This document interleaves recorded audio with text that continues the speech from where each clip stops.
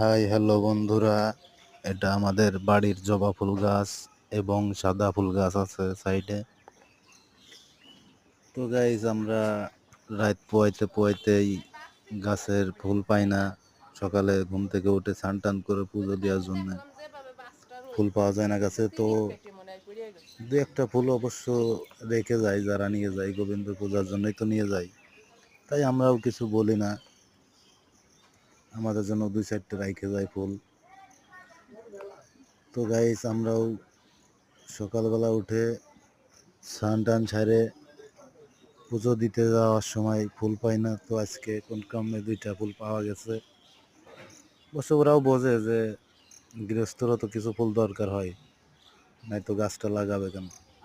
আর আপনারা ভিডিওটাকে কোথা থেকে দেখছেন কমেন্ট করে জানাবেন। ধন্যবাদ আপনাদের সবাইকে। আমি পলাশ বিশ্বাস।